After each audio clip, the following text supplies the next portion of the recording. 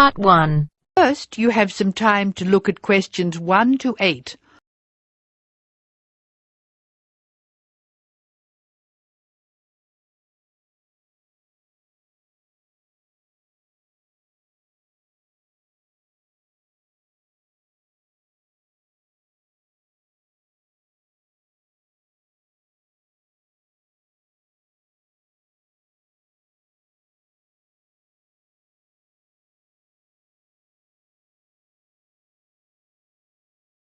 Now listen carefully and answer questions 1 to 8.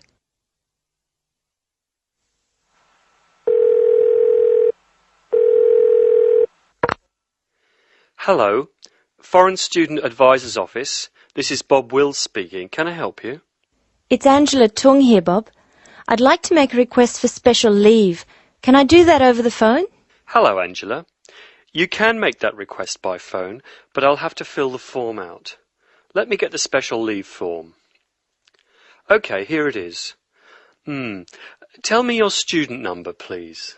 It's H for Harry, 5712. H5712. OK. What's your address, Angela? I live at 10 Bridge Street, Tamworth. 10 Bridge Street, Tamworth. And your phone number? The telephone number's 8106745. Thanks. What course are you doing?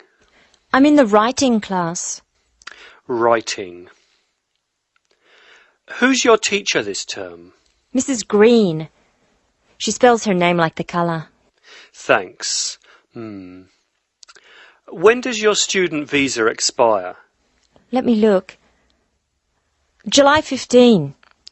July 15. OK. Which term do you want to take leave? Do you want dates? First, I have to write a term number. When do you want to take leave? In term 1. OK. Term 1. Now, can you tell me what are the exact dates? I'd like to be away May 31 to June 4. OK, I've got that. You'll miss 4 working days between May 31 and June 4. Is that right? Only 3? I'll be away over a weekend. I'll be back at my classes on June 5, so that's 3 days away. Look at questions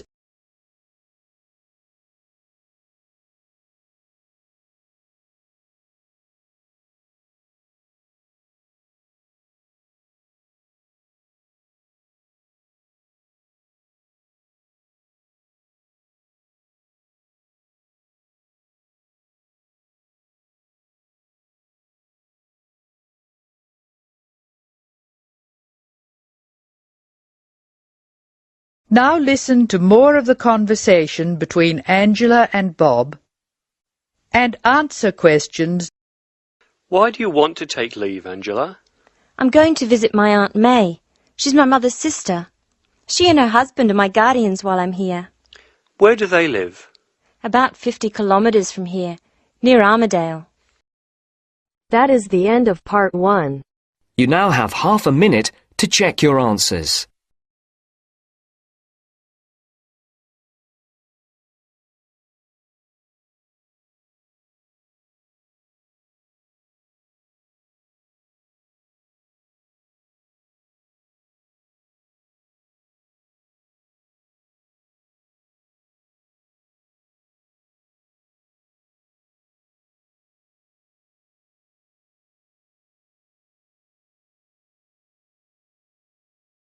Now turns to Part 2.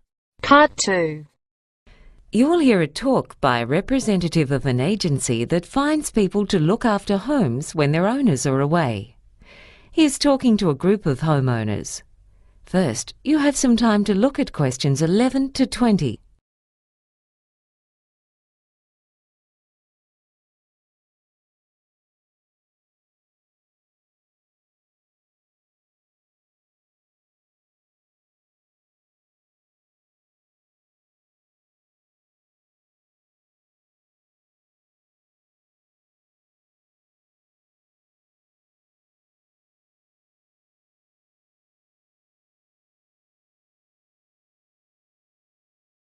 Now listen and answer questions 11 to 20.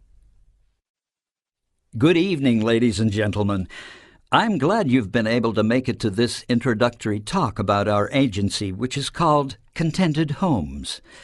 My name's Gary, and I'm going to explain what our business involves. But first, I'd like to tell you something about the background of our agency.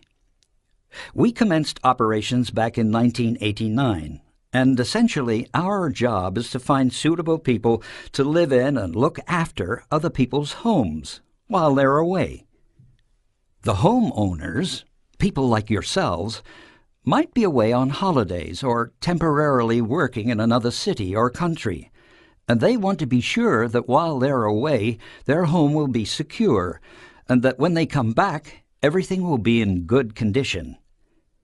When we first started out, we conducted most of our business over the phone, but now the bulk of it is done over the Internet. Basically, this is how it works. Homeowners come to us when they need to find reliable, trustworthy people to take good care of their home for a limited period of time. The people who stay in your home and take care of it are called house sitters. The house sitters live at your place for periods of anything between 1 month and 2 years. There are all kinds of reasons why people house sit. Some are couples, others are single. Often they're saving up to buy their own home, or they may be renovating their own home and just need somewhere to stay temporarily, or they might have just moved to your city. Although house sitters don't pay you any rent when they're living in your home, they are required to pay any bills for the telephone, gas, electricity, and so on. So for the homeowner, this is not a way to make money. When someone registers with us to become a house sitter, they provide us with some of their personal details, such as their age and occupation. I need to stress here that our agency does not carry out a security check on the people who have registered with us to be house sitters. Many house sitters have references from people whose houses or apartments they've looked after in the past. It's up to you to check those references. Allowing someone to live in your home is not a decision to be taken lightly, so we also recommend that you meet with any prospective house sitters and interview them before deciding which person or people would be most suitable to look after your home in your absence.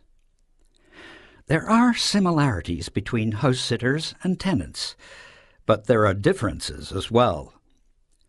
House sitters don't have as many rights as people who have a lease on a property. As the homeowner, you can give a spare set of keys to your home to a neighbor, friend, or relative. That person's allowed to drop in on the house sitters without prior notice at any time, within reason, to check that the house is in order, and the house sitters aren't allowed to stop them from entering. There are many good reasons to use the services of a house sitter. Burglars soon notice when people are away, so theft is much less likely if someone is living in your home. But it's not simply a matter of security. House sitters keep your home clean and tidy. Some of them are even more house-proud than the actual owners. In addition, many people need a house sitter to look after pets and keep the garden in order. Now, I'd like to tell you about the fees we charge.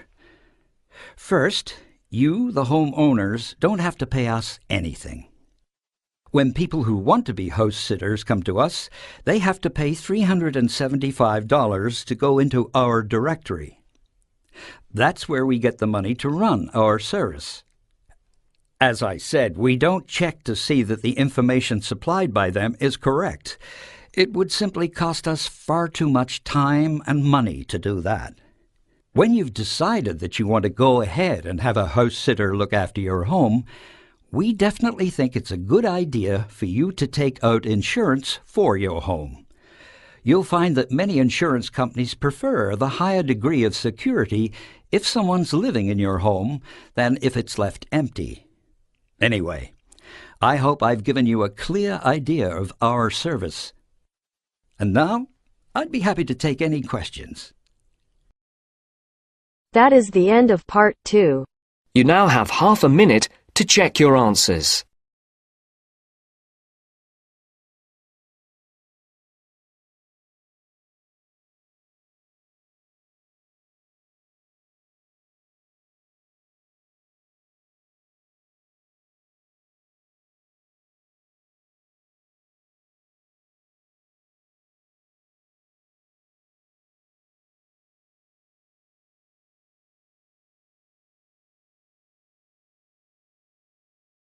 Now turns to part 3. Part 3. You will hear two students talking to their teacher about a seminar paper they are preparing for their population studies class. First, you have some time to look at questions 21 to 25.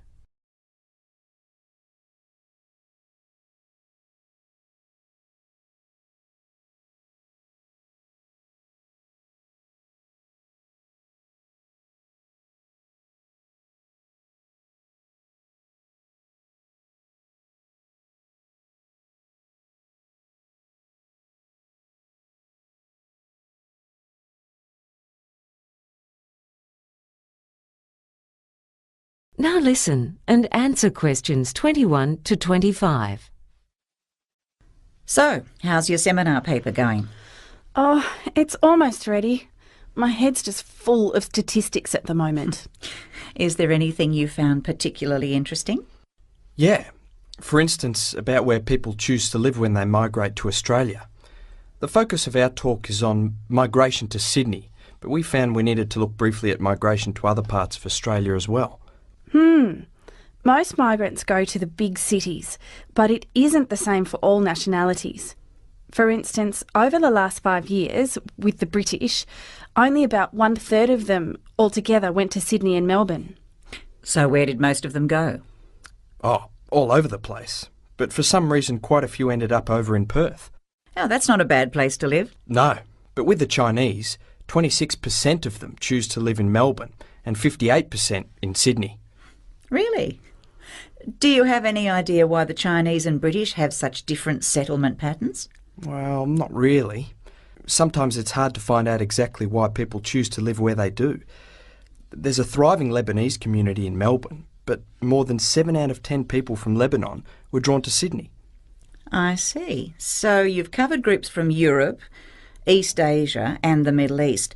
Do you have anything on people from other regions? Yes. When we went through data from the Department of Immigration and the Bureau of Statistics, we found that in the case of the Malaysians, for some reason only a minority chose Sydney and Melbourne, but I don't know exactly where most of them ended up. I think quite a few of them were attracted to Queensland because of the climate. Yeah, it must be hard for people coming from a tropical region to get used to colder winters. What about the New Zealanders?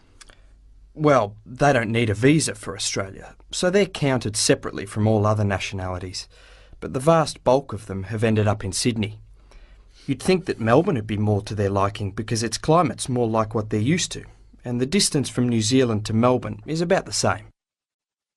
Before you hear the rest of the conversation, you have some time to look at questions 26 to 30.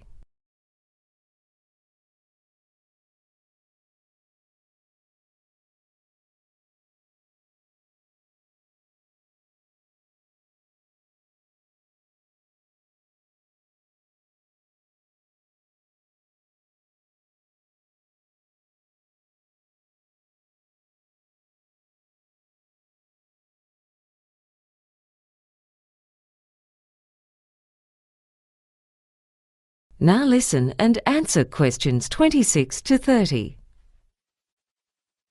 You also looked into why people choose the places they do, didn't you? Yes. Well, people often go where the work is. I mean, it's no use finding a nice place to live if you're going to be unemployed. But there's a more decisive factor, and that is that people generally like to live near their friends and relatives, and with people from their own country, so they won't be so isolated. And they do that despite the higher housing prices in the larger cities. Yeah, rents are getting ridiculous. But hasn't Sydney always attracted people? I mean, even people born elsewhere in Australia. Well, historically that was the case, but even though Sydney's grown a lot recently, there's been hardly any increase in the number of Australian-born people living in Sydney. Why is that? I mean, I can understand why people would be leaving. A lot of people feel Sydney's getting too crowded and hectic. But that can't be the reason, because they often end up in places such as southeast Queensland, where the infrastructure simply isn't coping with the rapid population growth and faster pace of life. The research shows that the ones leaving Sydney are particularly middle-aged and elderly people who own the place they live in. By selling their Sydney home when they retire and buying and living in a cheaper one elsewhere, they then have more funds left over. It must be difficult making that shift at their age. I think moving or migrating's hard for anyone. Quite right. But what effect is migration having? Well, there are all kinds of effects, but sociologists talk about a growing gap between Sydney and Melbourne on the one hand and the rest of the country on the other. You see, the most recent data shows that 60% of the overseas arrivals went to those two cities, even though Sydney and Melbourne combined have got just 40% of the country's population. But you've got to remember that Australia is one of the most urbanised countries in the world. A good 50% of the population live in the state capitals, not including the urban fringes. Is anything being done to promote growth in other regions? Well, the government's got several proposals. We need more people in rural areas, but no one's suggesting that we encourage farmers to migrate to Australia because agriculture is very capital intensive in this country. But the government's thinking about having lower tax rates on private firms that employ newly arrived migrants in towns outside Sydney and Melbourne. Of course, these days the government doesn't want to actually provide jobs for them, but they are willing to favour employers who employ them. Do you think that'd work? I don't know. There's nothing to stop them moving to one of the two big cities if they feel like it. Exactly. In fact, the statistics don't give the full picture. When they migrate, people very often initially live outside of Sydney. So in the statistics, they're recorded as having settled outside Sydney. But then after a while, many make the move to Sydney. So the real picture's even more out of balance than what the statistics say. Statistics really can be a slippery thing sometimes, can't they? That's for sure. The end of part 3. You now have half a minute to check your answers.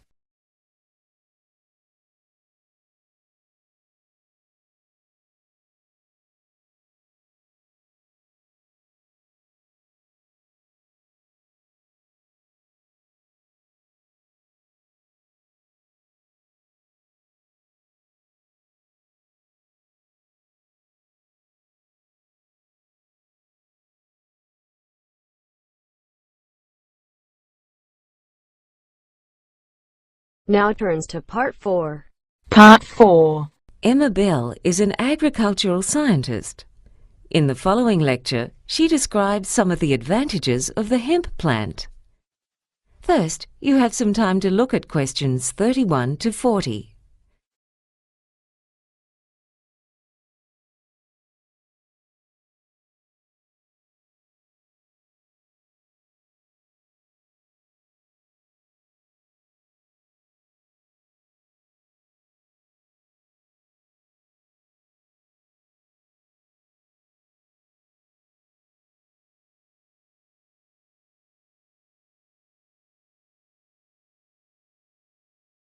Now listen and answer questions 31 to 40. When we think of progress, we tend to look to the future. However, the past can also provide inspiration. Today, I'd like to outline some of the many ways in which the hemp plant, a plant that was used very widely until the early 20th century, can benefit both humans and the environment. You may remember that when the use of computers became more widespread, there was much talk of the paperless office. Yet now far more paper is being used than ever before. Most of that paper is made from wood, but it can also be made from hemp.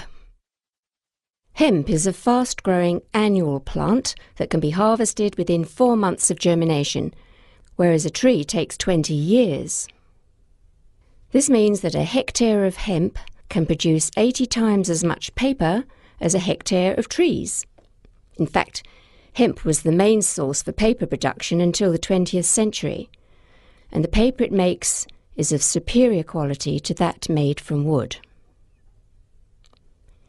Many of the rivers in the vicinity of today's paper mills suffer the effects of pollution from bleach and other chemicals used in the manufacture of paper from wood.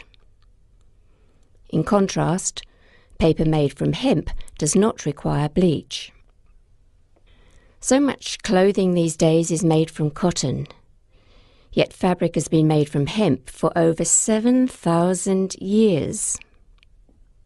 The trouble with cotton crops is that they take a heavy toll on the environment and are often dependent on irrigation. Hemp can grow using far less water and does not need as much fertilizer or pesticides. In fact, hemp crops even have a natural resistance to pests. Clothes made from the tough fibre of hemp also last longer than those made from cotton, which is not something that will make clothing manufacturers very happy. But another way in which hemp is the superior material is that it's more effective in blocking out UV rays from the sun, which can cause skin cancer. To top it off, clothing made from hemp is very comfortable to wear. In parts of the world that still don't have electricity, this versatile plant can also be used to light lamps. Back in the days of sailing ships, when hemp was used to make ropes and sails, lamps were often fueled by whale oil, which gave off a much stronger-smelling black smoke.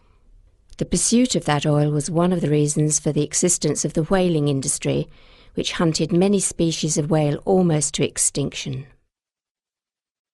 Closer to our own time, Henry Ford used hemp in the production of his first cars. These days, with panels being made of metal, even a minor accident can lead to costly repairs. Being derived from a plant, hemp panels would be less expensive. Yet perhaps an even more significant consequence would be that instead of old cars being left to rust by the roadside, an abandoned car made from hemp would rot faster. A further advantage in the case of automobiles is the fuel. One of the major causes of global warming is the use of fossil fuels in cars and trucks. Methanol is an alternative to petrol, and it can be extracted from hemp.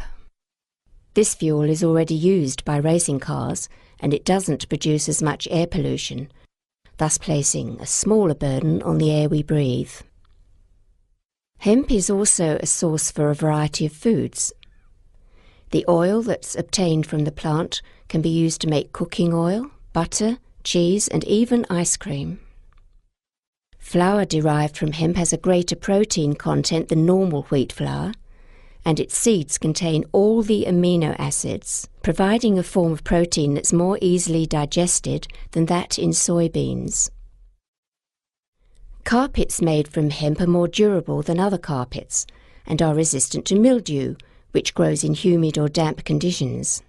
It can also be used in the home to produce furnishings such as fiberboard, furniture, and even plastics. Paints and varnish made from petrochemicals contain poisons, whereas this is not the case with those produced from hemp. Hemp plants are best grown close together, and because they produce an abundance of leaves, the ground underneath the plants is shaded, which hinders the growth of weeds. So farmers don't have to spend money on potentially dangerous herbicides. It thrives in areas with low rainfall and may be useful in combating salinity because it doesn't need irrigation, and its long taproot can reach underground nutrients and water. As a fast-growing plant, it's an easily renewable, biodegradable and ecologically sustainable source of a vast range of products that are currently made from polluting resources, such as coal, metals, gas and oil. This is quite plainly a case where we can make progress by learning from the past. That is the end of part 4. You now have half a minute to check your answers.